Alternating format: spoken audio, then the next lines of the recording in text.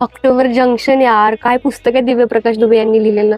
Long distance relationship ज्यांना अवघड वाटतं ना, त्यांनी हे पुस्तक वाचायच्या पुढे तुमचे प्रॉब्लेम्स काहीच नाही आहेत. त्यानंतर मी याच्यातलं दिव्यप्रकाश दुबे यांचं ना शर्ते लागू हे पुस्तक वाचायचंय मला. I might buy this one. आणि मानव कौल यांचं प्रेम कबूतर आहे, हा ऍक्च्युली कथा संग्रह आहे मानव कौल यांचा. त्यानंतर बहुत दूर कितनी दूर होता है. जर तुम्हाला फिरायची आवड असेल, त्याच्यामध्ये तुम्हाला सोलो ट्रॅव्हलिंग कशी करायची, त्याच्यामध्ये काय काय केलं पाहिजे, जस्ट ट्रॅव्हल गाईड म्हणून नाही, पण एक ट्रॅव्हल डायरी म्हणून तुम्ही या पुस्तकाला रेफर करू शकता. आहेत खूप खूप डीप लिहितात मानव कौल.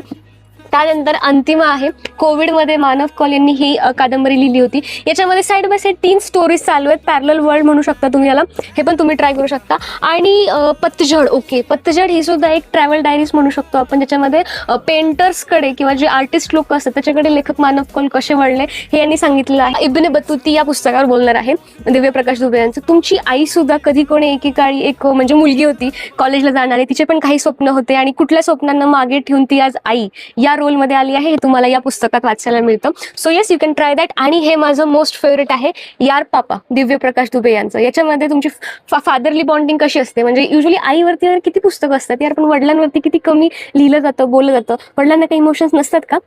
ट्राय करा, ह्याच्यात तुम्हाला कळेल. आणि हे पुस्तक मी इंस्टाग्रामवर खूप ठिकाणी पाहिलं याच्याबद्दल, जॉन एलिया नावाचा. तर हे शायर आहे हा, आणि याच्यामध्ये काही गझल्स पण तुम्हाला बघायला मिळतील. सो तसं मला यातलं जास्त काही कळत नाही, पण तुम्ही हे पण ट्राय करू शकता.